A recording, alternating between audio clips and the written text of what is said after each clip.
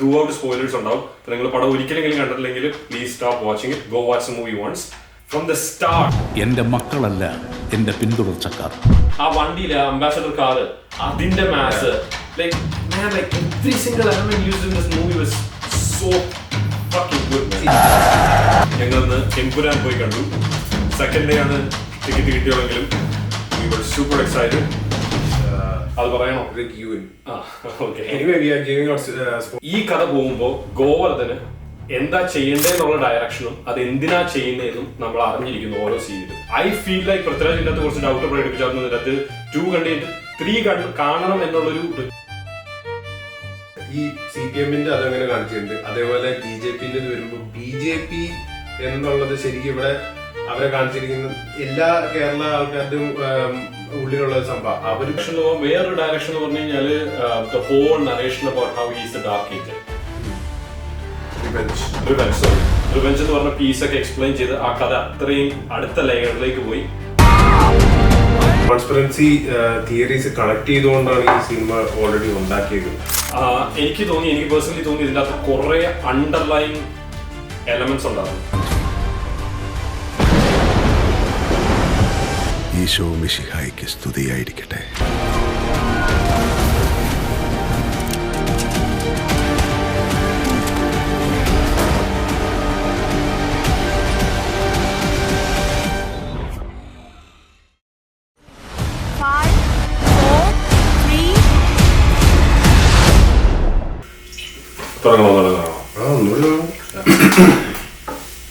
വെള്ളമൊന്നും ഇല്ലാണ്ട് എങ്ങനെയാ?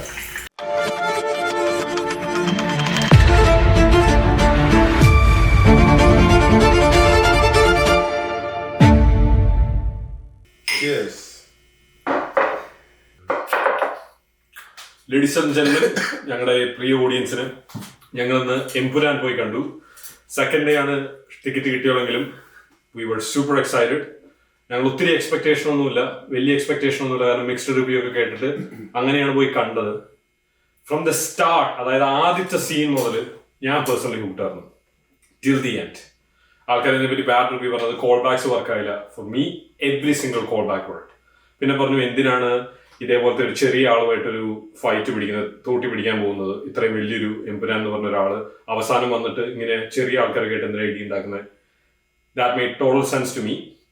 അത് പുള്ളി ആർക്ക് വേണ്ടിയാണ്, എന്തിനു വേണ്ടിയാണ് ചെയ്തതെന്നുള്ളത് പടം കണ്ടിപ്പോഴാണ് നമുക്ക് മനസ്സിലാവുള്ളൂ. ഇതിനകത്ത് ത്രൂ ഔട്ട് സ്പോയിലേഴ്സ് ഉണ്ടാവും. അപ്പോൾ നിങ്ങൾ പടം ഒരിക്കലെങ്കിലും കണ്ടിട്ടില്ലെങ്കിൽ please stop watching it. Go watch the movie once, come back, listen to this review and then go back and watch it a second time. I think it's going to be a different experience for you. Why second time? Why second time? എനിക്ക് personally തോന്നി ഇതിൻ്റെ അകത്ത് കുറെ underline elements ഉണ്ടായിരുന്നു. ആ underline elements എനിക്ക് തോന്നി വളരെ ക്ലിയർ മൈൻഡഡ് ആയിട്ട് ഫുള്ളി റിലാക്സ്ഡ് ആയിട്ട് പോയി കണ്ടപ്പോഴാണ് അതിന്റെ കുറെ അണ്ടർലൈൻ എലമെന്റ്സ് മനസ്സിലായത്. ആ അണ്ടർലൈൻ മുരളീഗോപിയുടെ സ്റ്റോറി നിങ്ങൾ എൻ്റെ അടുത്ത് പറഞ്ഞില്ലേ, ഗ്രാൻഡ് മാസ്റ്റർ ചെസ് കളിക്കുമ്പോൾ 15 മൂവ് അപ്പുറം കാണുന്നത്. അതുപോലെ I think the story was set in A very deep level. ആ സർഫസ് ലെവലിൽ മാത്രം കാണുന്ന കാര്യങ്ങൾ കൊണ്ട് ആ കഥ മനസ്സിലാക്കാൻ പറ്റുമെന്ന് എനിക്ക് തോന്നിയില്ല. ഇറ്റ്സ് ലൈക്ക് എംപുരാൻ 2 തന്നെ ഒരുപാട് ഹിഡൻ ക്ലൂസ് ഉണ്ട്. May be for the third movie അല്ലെങ്കിൽ ലൈക്ക് ഒരുപാട് കോൺസ്പിറസി ഹിഡൻ ക്ലൂസ് ഉണ്ട്. എന്താ പറയാ, ഒരുപാട് കോൺസ്പിറൻസി തിയറീസ് കണക്ട് ചെയ്തുകൊണ്ടാണ് ഈ സിനിമ ഓൾറെഡി ഉണ്ടാക്കിയത്. എനിക്ക് തോന്നിയ 2 കാര്യങ്ങളാണ്. ഒന്നെന്ന് പറഞ്ഞു കഴിഞ്ഞാൽ ലൂസിഫർ 1 ഫസ്റ്റ് ആ വേൾഡിന്റെ ഒരു സ്കെയിൽ നമുക്ക് എസ്റ്റാബ്ലിഷ് ചെയ്യും. അതായത് ഏത് ഡൈനാമിക് റേഞ്ചിലാണ് ഈ കഥ വരാൻ പോകുന്നത്. കേരളം തൊട്ട് ഏതാണ് അതിന്റെ ഫർദർ എൻഡ്. ആ കേരളം എന്നുള്ളതെന്ന് പറഞ്ഞാൽ ഏറ്റവും ഇപ്പുറത്തെ എൻഡ് തൊട്ട് ഏറ്റവും അപ്പുറത്തെ എൻഡ് വരെ നമുക്ക് കാണിച്ചു തന്നു. അപ്പൊ ലൂസിഫർ 1 ശരിക്കും പൃഥ്വിരാജ് ഇന്റർവ്യൂ പറയുന്നത്, ഞാൻ പുതുതായിട്ടൊന്നും പറയുന്നില്ല, പുള്ളി അതിൻ്റെ അത് വളരെ ക്ലിയർ ആയിട്ട് പറയുന്നുണ്ട്. ഫസ്റ്റില് അവർ ആ വേൾഡ് ആണ് എസ്റ്റാബ്ലിഷ് ചെയ്യുന്നത്, which I think they did a phenomenal job. ആ പടം ഞാൻ 1, 2, 3 തവണ കാണുമ്പോൾ that movie keeps giving me new experience. ഇപ്പൊ ആൽക്കെമിസ്റ്റിന്റെ ഒരു പുസ്തകം വായിക്കുന്ന പോലെ സെക്കൻഡ് ടൈം കാണുമ്പോൾ എനിക്ക് വേറെ എക്സ്പീരിയൻസ് ആയിരുന്നു. L2 വരുമ്പോൾ I think the movie was mainly focused on sort of showing, അല്ലെങ്കിൽ സൈഡ് മസൂദിന്റെ ബാക്ക് സ്റ്റോറി പറഞ്ഞ് അതിൻ്റെ അകത്ത് ഒരു അഗ്രഷൻ എന്ന് പറഞ്ഞ പീസ് പറയുന്നില്ലേ, റിവെഞ്ച് എന്ന് പറഞ്ഞ പീസൊക്കെ എക്സ്പ്ലെയിൻ ചെയ്ത് ആ കഥ അത്രയും അടുത്ത ലെയറിലേക്ക് പോയി. 3ാമത്തെ ലെയറിലേക്ക് വരുമ്പോഴാണ് ഇതിന്റെ ഏറ്റവും ബാക്കിലെ സ്റ്റോറി, അതായത് ഈ ഖുറൈഷി ഇബ്രാഹിം എന്ന് പറഞ്ഞ ആ ഒരു സിംഗിൾ സ്റ്റോറി. അതിന്റെ തന്നെ ലൈക്ക് വളരെ ക്ലിയർ ആയിട്ട് മൂവി തന്നെ പറയുന്നുണ്ട്. ലൈക്ക് ഒരുപാട് അതിന്റെ തന്നെ ലാസ്റ്റ് അറ്റ് ദ ക്ലൈമാക്സ് ഒരുപാട് ക്യാരക്ടേഴ്സ് തന്നെ പറയുന്നുണ്ട്. Who is Qureshi, and the main next Empuraan 3 main വില്ലനായി വരുന്ന ചൈനീസുകാരനും പറയുന്നുണ്ട്. ബൈ ദ വേ അത് പറയണോ? Rick Ewan. Okay. Anyway, we are giving out spoilers. So that guy is also saying like now it's time to know his origin.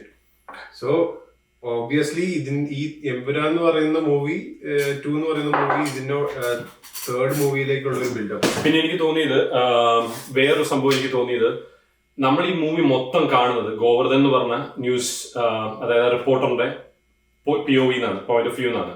എനിക്ക് തോന്നിയത്, ചിലപ്പോൾ വേറെ ആൾക്കാർ ഇതിനെപ്പറ്റി പറഞ്ഞിട്ടുണ്ടാവും, ഫസ്റ്റ് സ്റ്റോറിയിൽ വളരെ വ്യക്തമായിട്ട് പുള്ളി ഓരോ കാര്യങ്ങൾ നടന്നു കഴിയുമ്പോഴാണ് അറിയുന്നത്.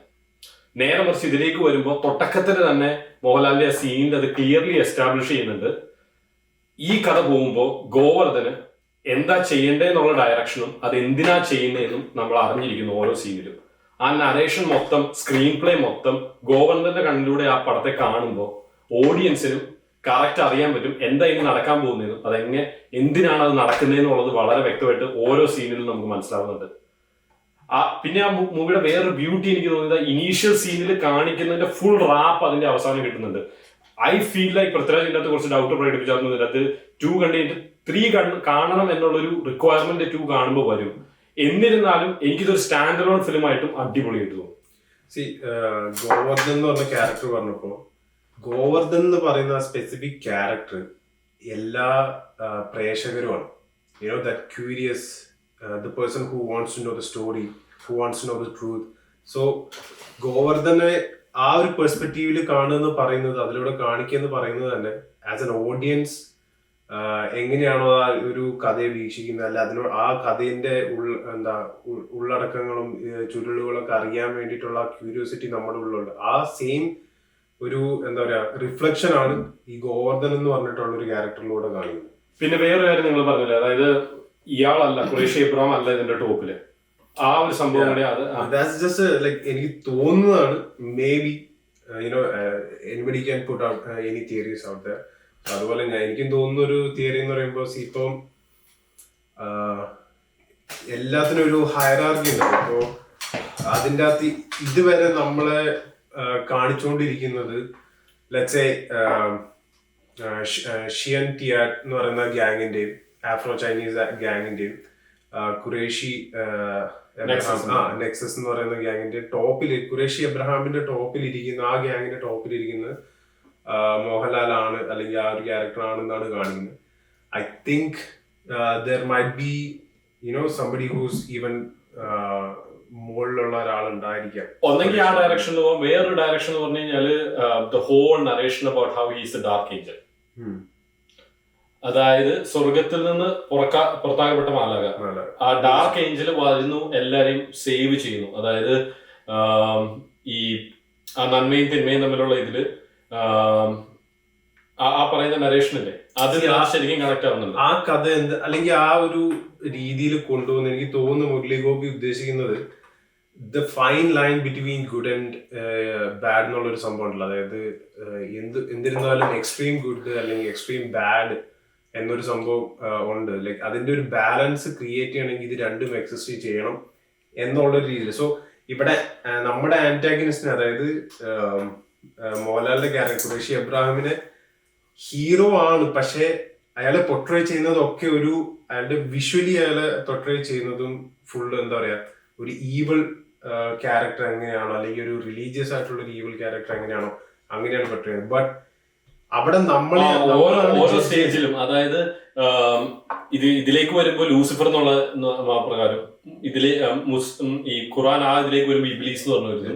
അതേപോലെ തന്നെ മഹിരാവണൻ, അത് കറക്റ്റ് ആയിട്ട് ആന്റി ക്രൈസ്റ്റ് കാണിക്കുന്നുണ്ട്. പുള്ളി പിന്നെ ശിവനെ പോലെ ലൈക്ക് ഫയർ എപ്പോഴും പുള്ളി സീനിൽ വരുമ്പോ ഒക്കെ മിക്കവാറും ആംബിയൻസിൽ എപ്പോഴും ഫയർ ഉണ്ടാവും. സോർട്ട് ഓഫ് ലൈക്ക് ആ ഒരു ഫേസ് ആണ് തോന്നുന്നു. ഇവിടെ നമുക്ക് ആസ് എൻ ഓഡിയൻസ് നമുക്ക് ജഡ്ജ്മെന്റ്, നമ്മളൊരു ക്യാരക്ടറിനെ ജഡ്ജ് ചെയ്യുമ്പോൾ ഒരുപാട് ഫാക്ടേഴ്സ് ഉണ്ടല്ലോ. അതിൽ ഇത് ഭയങ്കര കൺഫ്യൂസിംഗ് ആണ്. മോഹൻലാലിന്റെ ക്യാരക്ടർ മോഹൻലാൽ ചെയ്യുന്നതിൽ നന്മയുണ്ട് എന്ന് വിശ്വസിച്ചുകൊണ്ടല്ലേ നമ്മളിത് കാണുന്നത്. കാരണം he's the hero, hero of the story, so that means he is the one who is bringing good into any story. So പക്ഷെ ഇവിടെ മൂപ്പരെ വിഷ്വലി കാണിക്കുന്നതും അയാളെ പേരും എല്ലാം വിഷ്വൽ ക്യൂസും ഓഡിയോ ക്യൂസും എല്ലാം എന്താ പറയാ നമ്മുടെ കഥകൾ നമ്മൾ പണ്ട് തൊട്ടേ കേട്ട് വരുന്ന കഥകൾ ഈ പറഞ്ഞ പോലെ ആന്റി ക്രൈസ്റ്റ് അല്ലെങ്കിൽ ബാഡ് ക്യാരക്ടേഴ്സ് ആയിട്ടാണ് വിഷ്വലിയും കാണിക്കുന്നത്, ഓഡിയോ ആൾക്കാർ പറയുന്നതൊക്കെ. സോ ഇവിടെ നമുക്ക് ഒരു ക്യാരക്ടർ ജഡ്ജ്മെന്റ് ചെയ്യുമ്പോൾ as an audience character judgment ചെയ്യുമ്പോൾ നമുക്ക് അവിടെ ഒരു കൺഫ്യൂഷൻ വരുന്നുണ്ട്. Even though he's a hero, even though he is doing smuggling and all the bad shit, അവിടെ നമ്മൾ തന്നെ ആ കഥ കാണുമ്പോൾ ജസ്റ്റിഫൈ ചെയ്യാൻ ശ്രമിക്കുന്നുണ്ട് നമ്മുടെ മൈൻഡിൽ. ഓക്കെ, ഇങ്ങനെ ആന്റി ക്രൈസ്റ്റ് ആണ്, ഇബിലീസ് ആണ്, ലൂസിഫർ ആണ് എന്നൊക്കെ ആൾക്കാർ വിശേഷിപ്പിക്കുന്നുണ്ടെങ്കിലും ഇയാൾ ചെയ്യുന്നത് നല്ല കാര്യമാണ്, നാടിന് നല്ലതാണ് ചെയ്യുന്നത് എന്ന് നമ്മൾ സ്വന്തം നമ്മളിങ്ങനെ ആ ഒരു എന്താ പറയാ തോട്ട് പ്രോസസ് എപ്പോഴും ആ സിനിമയിൽ ത്രൂ ഔട്ട് പോകും. ഇതിന്റെ വേറെ കിട്ടില്ല സ്ക്രീൻ പ്ലേ ബ്രില്യൻസ് ഞാൻ പറഞ്ഞത് ആ ഒറ്റ സീൻ, അതായത് the biggest trick the devil ever pulled is convincing the people he is not real, അല്ലെങ്കിൽ he does not exist. Oh man, ആ സ്റ്റേറ്റ്മെന്റ് കഴിഞ്ഞിട്ട് വരുന്ന സീൻ, ഐ തിങ്ക് പേഴ്സണലി ഒരു സ്ക്രീൻ പ്ലേ വൈസ് ഈ പടം പോയിരിക്കുന്ന level I don't think a lot of people are ready for understanding it fully. ഒരു 10-20 വർഷം കഴിയുമ്പോൾ പത്മരാജന്റെ ഒരു പടം എടുത്ത് കണ്ട പോലെ തന്നെ I think this movie would be എന്താ പറയുക revisited and analysed from that point of view. അതായത് ഇതിന്റെ സ്ക്രീൻ പ്ലേയുടെ brilliance is mass on a very high level. വേറൊരു ലെവൽ മാസ് ആണ് ഇതിന്റെ സ്ക്രീൻ പ്ലേ. ഇപ്പൊ മോഹൻലാലിന്റെ ഒരു സീനിൽ ഇപ്പൊ പുള്ളി നിന്നെ അതറിയാവുന്ന ഈ നാട്ടിൽ ഒരാളെ ഉണ്ടായിരുന്നുള്ളൂ, നിന്റെ തന്ത എന്ന് പറയുന്ന മാസ് പോലെ തന്നെ I think it was Masi ആ ഒരു സ്ക്രീൻ പ്ലേ ഡെലിവറി ചെയ്ത്. അതായത് ഇത് കഴിഞ്ഞിട്ട് വരുന്ന സീൻ, അതായത് ആ ഒരു സീനിൽ അതായത് പുള്ളി ഡസൻ എക്സിസ്റ്റ് എന്ന് പറഞ്ഞ ആൾക്കാരെ ബിലീവ് ചെയ്യുന്നത്, just revealing himself and then going to a stage where people think he doesn't exist anymore and then coming back. It was just insane. പിന്നെ നിങ്ങൾ വേറൊരു ഒബ്സർവേഷൻ ചെയ്തില്ലേ, ആ റിങ്ങിൽ കാണുന്ന പടത്തിൽ പറയുന്നത് യെസ്. So, 2012 ഡാർക്ക് വെബില് ഒരു പസിൽ ഇറങ്ങി. Okay, it was named as 3301. Now later on it was like people called it like Cicada 3301. ഇത് യൂട്യൂബിൽ അടിച്ചു നോക്കിയ എന്റെ ഡോക്യുമെന്ററീസും അതിനെ കുറിച്ച് എക്സ്പ്ലെയിൻ ചെയ്യുന്ന കാര്യങ്ങൾ പറഞ്ഞു.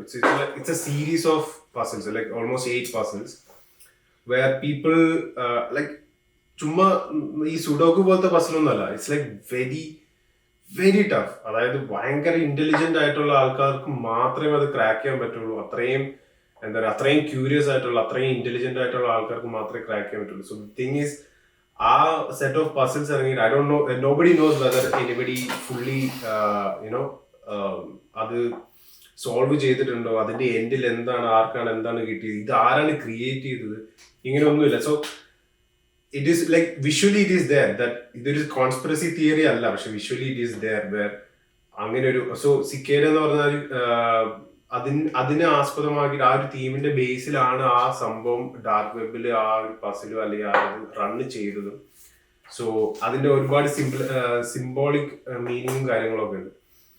സോ ആ ഒരു സംഭവമാണ് മുരളി ഗോപിന്റെ എന്താ പറയാ റൈറ്റിംഗ് ബ്രില്യൻസ് ഞാൻ പറയുന്നത്. അതായത് he took many, അതായത് ഞാൻ നേരത്തെ പറഞ്ഞ ഒരുപാട് കോൺസ്പിറസി തിയറീസ് ആയിട്ടുള്ള കാര്യങ്ങൾ, ഇലുമിനാറ്റി അല്ലെങ്കിൽ ഈ പറഞ്ഞ പോലെ സിക്കേഡ അല്ലെങ്കിൽ ആ ഒരു മിസ്റ്റീരിയസ് ആയിട്ടുള്ള കുറെ ക്യാരക്ടേഴ്സ്, കുറെ മേ ബി ഈ പറയുന്ന പോലെ പൊളിറ്റിക്കൽ ആയിട്ടുള്ള കുറെ കാര്യങ്ങളൊക്കെ.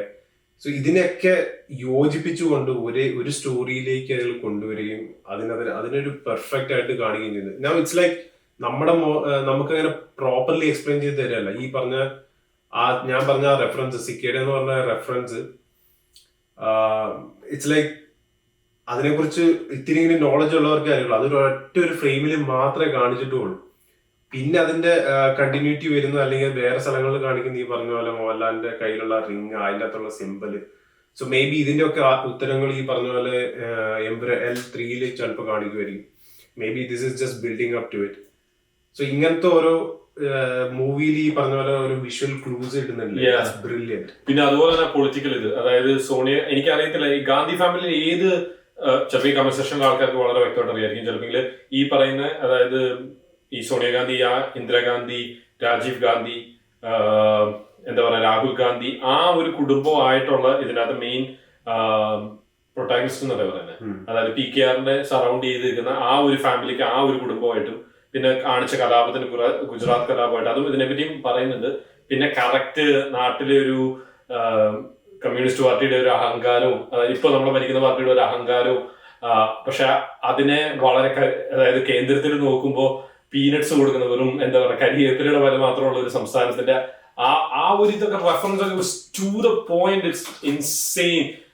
Like there is no doubt കേരളത്തില് ഒരു പരിധി വരെ ആ ഒരു ലെഫ്റ്റ് ലീനിങ് ആയിട്ടുള്ള ആൾക്കാരും അതുപോലെ തന്നെ കേന്ദ്രത്തില് ആ പറയുന്ന മത തീവ്രതയുള്ള മനസ്സിൽ കൊണ്ട് നടക്കുന്ന ആൾക്കാർക്കും they will be pissed off, they will be triggered, and this movie is just offensive in different like a high level for all these people. ഇത് പൃഥ്വിരാജിനോട് ഒരു ഇന്റർവ്യൂവിൽ ചോദിക്കുന്നുണ്ട്, ഇതിൻ്റെ അകത്ത് കാണിക്കുന്ന പൊളിറ്റിക്കൽ ആയിട്ടുള്ള കാര്യങ്ങൾ കേരളത്തിന്റെ പൊളിറ്റിക്കൽ ഇതിനെയാണോ റെഫറൻസ് ചെയ്തുകൊണ്ട് കാണിച്ചതെന്ന് ചോദിക്കുന്നുണ്ട്. അതിൻ്റെ അകത്ത് പൃഥ്വിരാജ് കൊടുക്കുന്ന മറുപടി ഇതാണ്, ലൈക്ക് കേരളത്തിനെ സ്പെസിഫിക് ആയിട്ടൊന്നല്ല, പക്ഷെ ഒരു പൊളിറ്റിക്കൽ ആയിട്ടുള്ള ഒരു സ്റ്റോറി വരേണ്ടത് കൊണ്ട് may be we have took some references, but it's not towards any particular എന്താ പറയാ പൊളിറ്റിക്സ് എന്നോ അല്ലെങ്കിൽ അങ്ങനെയാണ് മൂപ്പര് പറഞ്ഞിരിക്കുന്നത്. പക്ഷെ ഇവിടെ ഏത് ബോധമുള്ള ഏതൊരുത്തനാണെങ്കിലും കാണാൻ പറ്റും, ലൈക്ക് ഇത് ആരൊക്കെയാണ് എടുത്ത് പറയുന്നത്, ആരെയാണ് കാണിക്കുന്നത്. It's pretty evident. ലൈക്ക് കുറച്ചെങ്കിലും ബോധമുള്ളവരെ കാണിക്കും. അത് ലൈക്ക് ഇൻഡയറക്റ്റ് ആയിട്ട് നമുക്ക് കുത്തേ ഉള്ളൂ, ഡയറക്റ്റ് ആയിട്ട് അവർക്ക് പറയാനും പറ്റില്ല. ഇപ്പൊ ഈ പറഞ്ഞ പോലെ പൊളിറ്റിക്കൽ ലീനിയൻസി ഉള്ള ആൾക്കാർക്ക് പറയാനും പറ്റില്ല, എന്റെ പാർട്ടീനെ ഇതിൽ പറഞ്ഞു അല്ലെങ്കിൽ എന്റെ പാർട്ടീനെ ഇങ്ങനെ പറഞ്ഞു. Nobody can say that too, right? But like the observations are too close to the truth, man. അല്ലെ, ഭയങ്കരമായിട്ട് നമുക്കത് കാണുമ്പോൾ നമുക്ക് റിലേറ്റ് ചെയ്യാൻ പറ്റുന്നുണ്ട്. അതുപോലെ തന്നെ ഈ നരേഷൻ കൺട്രോൾ ചെയ്യുന്നത് using media as A tool, it's insane. നിങ്ങൾ കണ്ടോ അതിൻ്റെ അകത്ത് ഓരോ പൊളിറ്റിക്കൽ, അതായത് ഒരു നാഷണൽ പൊളിറ്റിക്സിന്റെ ആ ഒരു വേവ് കൺട്രോൾ ചെയ്യുന്ന നരേഷൻസ്. ഇതിന്റെ അകത്ത് 3 പാർട്ടിനെ കുറിച്ചും 3 പാർട്ടീന്റെ ആ ഒരു ബലഹീനതയും അതിന്റെ ഇതുമാണ് എന്താ പറയാ അതിന്റെ സ്ട്രെങ്ത്തും കാണിച്ചിട്ടുണ്ട്. അത് ഫോർ എക്സാമ്പിൾ കോൺഗ്രസിന്റെ ഇതാണെങ്കിൽ ഈ പറഞ്ഞ പോലെ IUF, ഓക്കെ, അവിടെ അതിന്റെ ഇത് കാണിച്ചിരിക്കുന്നത് ഈ പറഞ്ഞ പോലെ രാജീവ് ഗാന്ധി, ഈ സോണിയാഗാന്ധി, അവിടെ അവര് എടുത്തു കാണിച്ചെന്താ, അതായത് ഇന്ത്യയുടെ സെക്യുലറിസ്റ്റിനെ ഇതിനെയൊക്കെ ഫുള്ളി അവരുടെ നേതാക്കളിൽ നിന്ന് മനസ്സിലാക്കി ഡൈനാസ്റ്റിയൽ ആയിട്ട് വരുന്ന ഒരു പാർട്ടി. ഡൈനാസ്റ്റിയൽ, അതായത് അവന്റെ മക്കൾക്കായിരിക്കും ആ ഇത് കിട്ടുന്നത് എന്നാണ് അതിന്റെ ആ ഒരു പാർട്ടിനെ കുറിച്ച് അതാണ് ആ പാർട്ടിനോട് വിശേഷിപ്പിക്കുന്നത്. ഇനി മറ്റേ കമ്മ്യൂണിസ്റ്റ് പാർട്ടിന്റെ അതിന്റെ അകത്തുള്ള കാണിക്കുന്നത് ഈ പറഞ്ഞ പോലെ വളരെ സങ്കുചിതമായ ഒരു മനസ്സും ഒരു ചെറിയ ലോകം. അതായത് കേരളത്തില് എന്താ പറയാ കടല ഒരു ഡയലോഗ് പറയുന്നുണ്ടല്ലോ, കരിവേപ്പില് കേന്ദ്രത്തിൽ വെച്ച് നോക്കുമ്പോ ഒരു കരിയാപ്പില പോലത്തെ ഒരു സംസ്ഥാനമാണ്. അതിന്റെ ഇട്ടാവട്ടത്ത് കിടന്ന് കളിക്കുന്ന ഒരു. പിന്നെ അതുപോലെ തന്നെ മറ്റേ സംഭവം മുല്ലപ്പെരിയാറും 2-4 ഡാമും പൊട്ടിച്ചു കഴിഞ്ഞാൽ തീരാവുന്നേ ഉള്ളൂ കേരളം എന്നുള്ള ആ ഒരു രീതിയിലുള്ള, എനിക്കത് പേഴ്സണലി റിലേറ്റ് ചെയ്യാൻ പറ്റിയത് എവിടെയാണെന്നറിയാം. അതായത് ഞാൻ എപ്പോഴും ആലോചിക്കും, ഇവന്മാര് കേരളത്തിൽ കിടന്ന് ഇത്രയും നെഗളിപ്പ് കാണിച്ചിട്ടും കേന്ദ്രത്തിൽ എന്താ ഇവർക്കൊന്നും പണി കൊടുക്കാത്തത്. I think these guys just look at them and go, these guys are too tiny, let's not waste our time. ആ ഒരു അങ്ങനെ അതൊക്കെയാണ് ഇതിന്റെ കറക്റ്റ് ആ പാർട്ടികൾക്ക് എന്താണോ ഇത് അത് ഈ മൂവിയിൽ കാണിച്ചിട്ടുണ്ട്. ഈ CPM-ന്റെ അതങ്ങനെ കാണിച്ചിട്ടുണ്ട്. അതേപോലെ BJP-ന്റെ വരുമ്പോ BJP എന്നുള്ളത് ശരിക്കും ഇവിടെ അവരെ കാണിച്ചിരിക്കുന്ന എല്ലാ കേരള ആൾക്കാരുടെയും ഉള്ളിലുള്ള സംഭവം, അവര് ഭരണത്തിൽ വന്നാൽ അത് ബാഡ് ആയിരിക്കും, ലൈക്ക് അത് നല്ലതായിരിക്കില്ല, അവർ ഇങ്ങനത്തെ ആൾക്കാരാണ്. ഇറ്റ്സ് ലൈക്ക് അങ്ങനത്തെ ഒരു ഇത് തന്നെയാണ് BJP-ന്റെ. ലൈക്ക് BJP എന്ന് പറയുമ്പോ തന്നെ ആ ഒരു പേടിയല്ലേ വരുന്നത്. അതെ, അതും ഇതിന്റെ അത് കാണിച്ചിട്ടുണ്ട്. പിന്നെ അതുപോലെ തന്നെ കേരളത്തിന് ഇനി രക്ഷപ്പെടുത്താൻ ലൂസിഫറിനെ പോലത്തെ ഒരു ഡാർക്ക് ഏഞ്ചിൽ വേണം എന്നുള്ളതും ടെക്നിക്കലി സ്പീക്കിംഗ് നമ്മൾ ഇതിനെപ്പറ്റി പലപ്പോഴും ഡിസ്കസ് ചെയ്തിട്ടുണ്ട് ഇതിന് മുന്നത്തെ പോഡ്കാസ്റ്റിലൊക്കെ.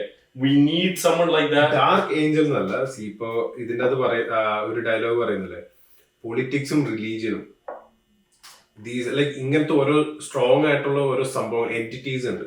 പൊളിറ്റിക്സ് ഒരു എൻറ്റിറ്റിയാണ്, റിലീജിയൻ ഒരു എൻറ്റിറ്റിയാണ്. അങ്ങനെ പല നമ്മുടെ ജനങ്ങൾക്കുള്ളിലുള്ള ഓരോ വിശ്വാസങ്ങൾ ഒരു എൻറ്റിറ്റി എന്ന് കരുതുകയാണെങ്കിൽ ഈ അതിൽ ഏറ്റവും ഡേഞ്ചറസ് ആയിട്ടുള്ള കോമ്പിനേഷൻ ആണ് പൊളിറ്റിക്സും റിലീജിയനും തമ്മിലുള്ളത്. സോ ഇതുപോലെ എന്താ പറയാ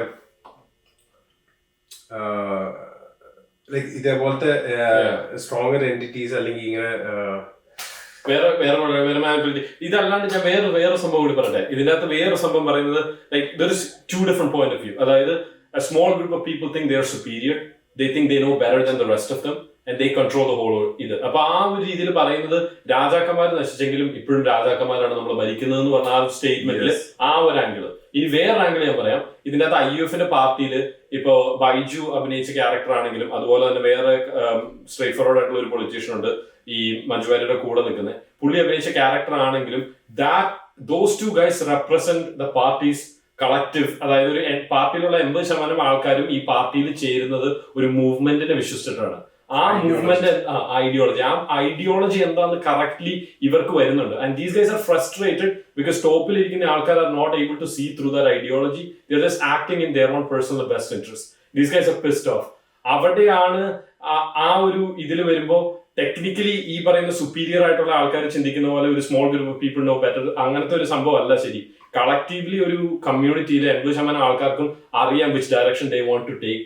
അപ്പൊ ഈ ഡെമോക്രസിയുടെ ideally democracy should be where we actually listen to those 80% of the people who knows they want to grow, who knows where they want to go collectively as a community.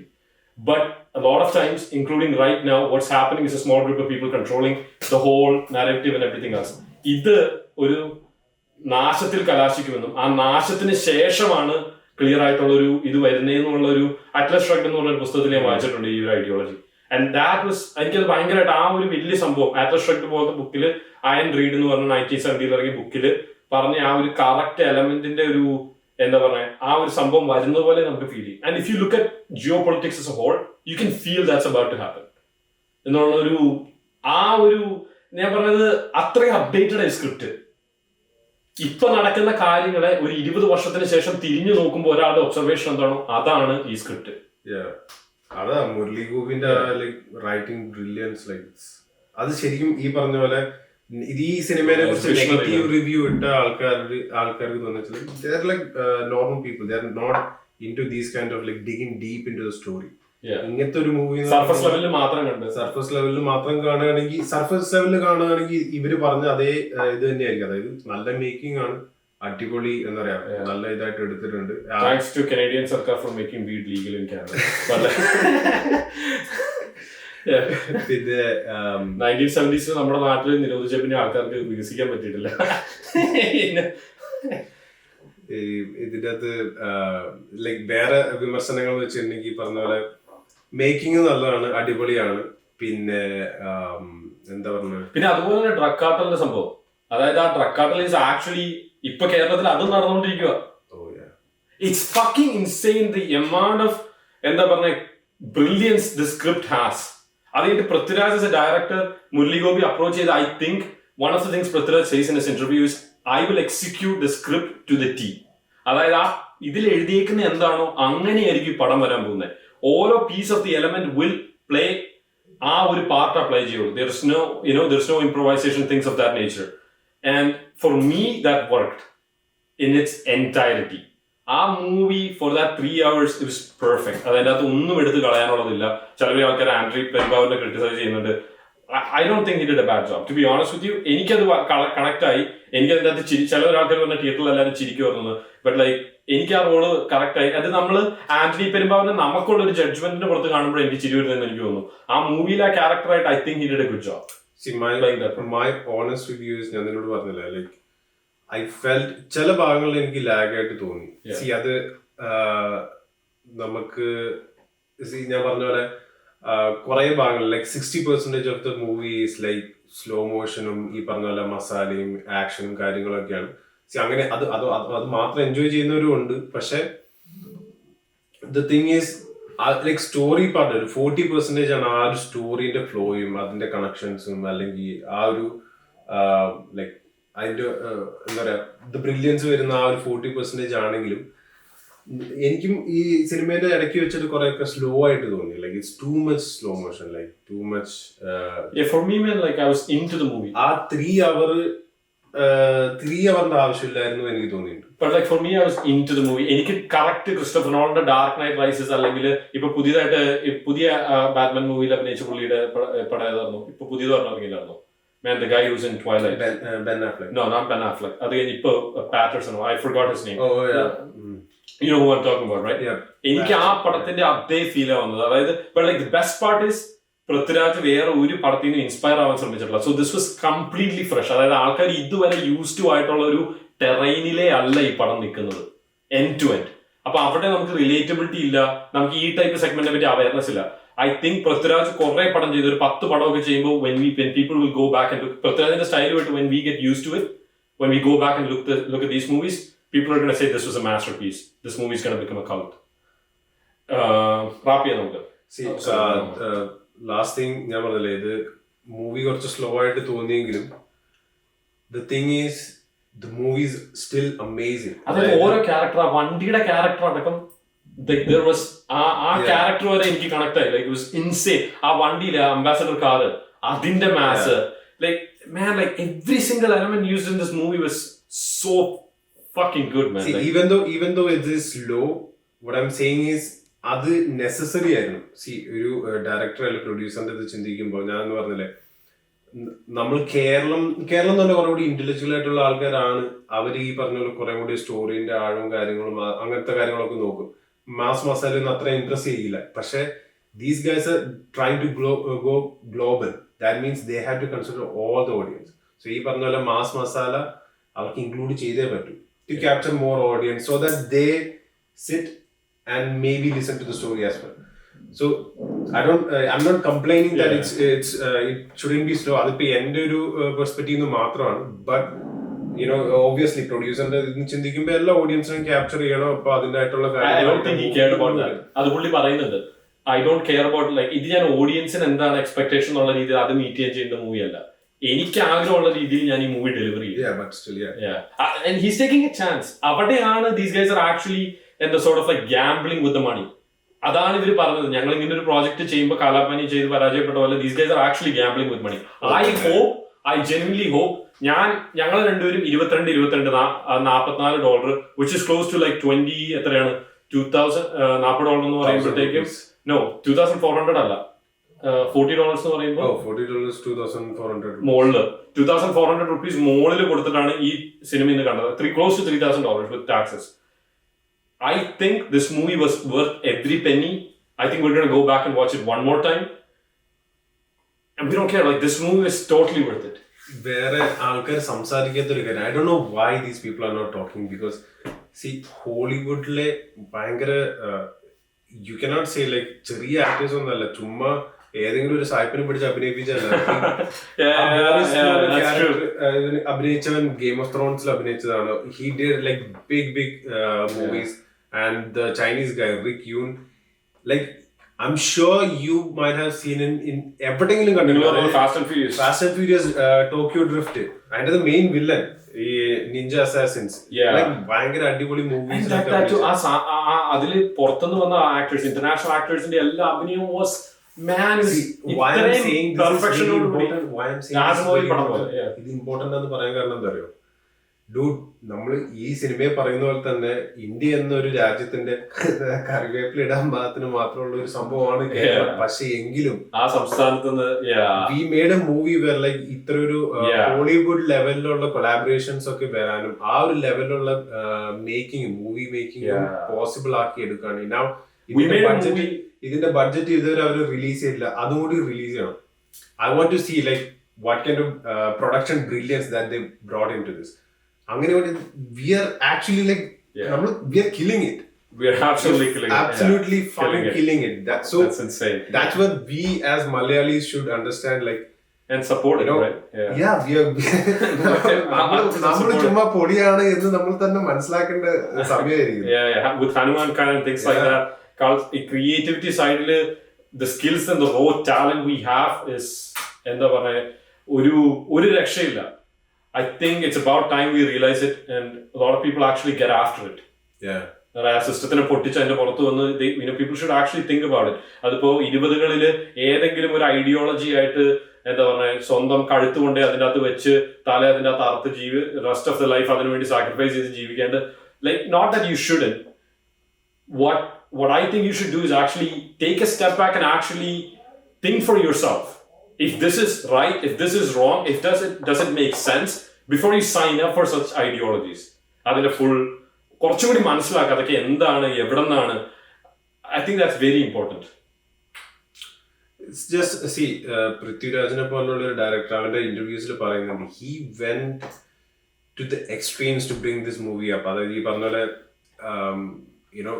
Obviously നമ്മളൊരു ചെറിയ industry ആണെങ്കിലും നമുക്ക് കിട്ടുന്ന ആക്സസും നമുക്കുള്ള നോളജും കാര്യങ്ങളും അത് seek ചെയ്യാനും അത് ഇതിൻ്റെ അകത്ത് ഇംപ്ലിമെന്റ് ചെയ്യാനും അത് ഏറ്റവും എഫിഷ്യന്റ് ആയിട്ട് ഇംപ്ലിമെന്റ് ചെയ്യാനുള്ള ആ ഒരു മനസ്സും ആ ഒരു ധൈര്യവും ആ കഴിവും അത് അപ്രീഷിയേറ്റ് ചെയ്തേ പറ്റൂ. അതുപോലത്തെ ആൾക്കാരുകൾക്ക് ഇനിയും ഒരുപാട് അവസരങ്ങൾ കൊടുക്കണം, നമ്മൾ അപ്രീഷിയേറ്റ് ചെയ്യണം.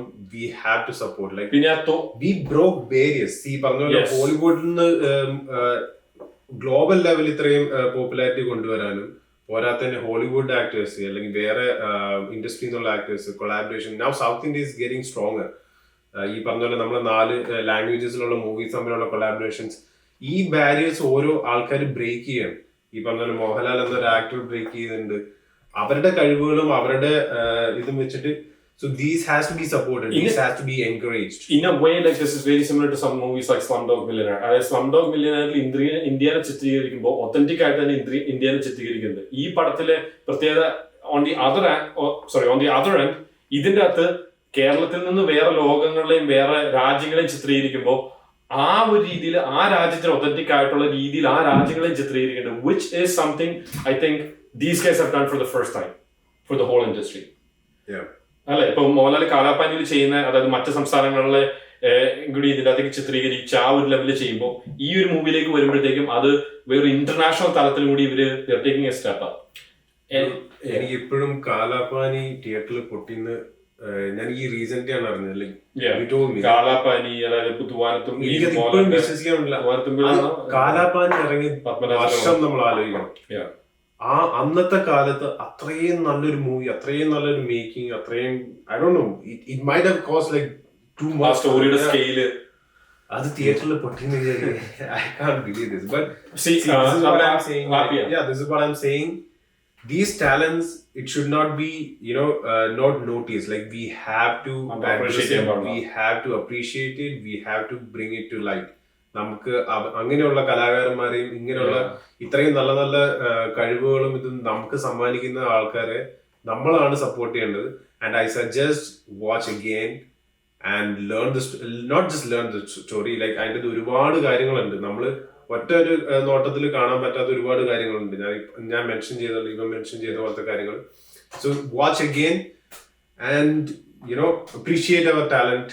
As a Malayali we should be proud that this movie is out there. And the humble prayer to the God is, please make people, ആൾക്കാർ ഈ റിവ്യൂ കണ്ടിട്ട് അല്ലെങ്കിൽ ഈ ഒബ്സർവേഷൻസ് സ്വന്തമായി ഉണ്ടാക്കി. I really hope people go back to the movie theaters, watch the movie again, support this movie. The makers end up making enough money for them to, അല്ലെങ്കിൽ let them make enough money for them to have the confidence to make the third part. I think once all 3 parts are released, like I said, when people watch the whole thing from start to finish, ആൾക്കാർക്ക് ഇതിന്റെ full idea മനസ്സിലാവും. അതുകൊണ്ട് ഞാൻ പറഞ്ഞ പോലെ ഒരു 10-20 കൊല്ലം കഴിഞ്ഞ് കഴിയുമ്പോൾ തിരിഞ്ഞു നോക്കുമ്പോൾ നമ്മൾ ഈ മൂവിനെ കുറേയും കൂടി അപ്രീഷിയേറ്റ് ചെയ്യും. But like why let it go down the drains and wait for 20 years?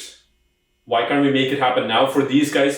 ഇവർ പറഞ്ഞ പോലെ അവർ കേരളത്തിന് വേണ്ടി, കേരളത്തിന് മൂവി ഇൻഡസ്ട്രീനെ പുഷ് ചെയ്യാൻ വേണ്ടി അവർ അത്ര എഫേർട്ട് എടുക്കുമ്പോൾ I hope people really appreciate ഈ പടം സക്സസ്, എല്ലാവിധ സക്സസ്സും ആവട്ടെ.